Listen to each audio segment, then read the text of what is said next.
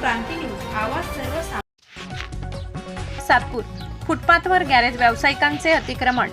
Footpath नागरिकांसाठी की व्यावसायिकांसाठी? व्यावसायिकांची मुजोरी, रहदारीस अडथळा. सातपूर मनपाचे अर्थपूर्ण दुर्लक्ष.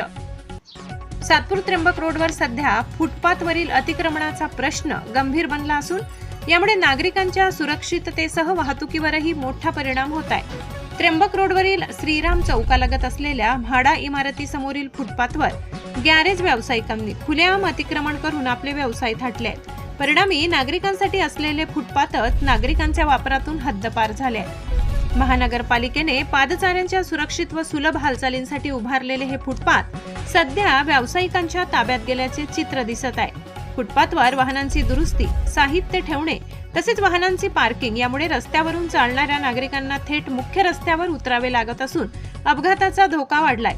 यामुळे या मार्गावरील वाहतूकही वारंवार खोळंबत आहे. विशेष म्हणजे सातपूर विभागीय कार्यालयाच्या अगदी हाकेच्या अंतरावर हा प्रकार घडत असतानाही महानगरपालिकेकडून कोणतीही ठोस कारवाई होत नसल्याने नागरिकांमध्ये तीव्र संताप व्यक्त केला जात आहे.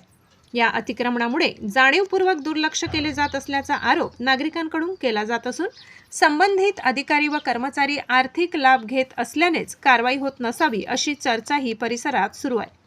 या गंभीर प्रकरणाची तात्काळ दखल घेऊन फुटपाथवरील सर्व अतिक्रमणे हटवावीत व संबंधित गॅरेज व्यावसायिकांवर कठोर कारवाई करावी अशी जोरदार मागणी नागरिकांकडून होत आहे. आता या प्रकरणात सातपूर विभागीय कार्यालयातील अधिकारी व कर्मचारी नेमकी काय भूमिका घेतात याकडे संपूर्ण परिसराचे लक्ष लागले.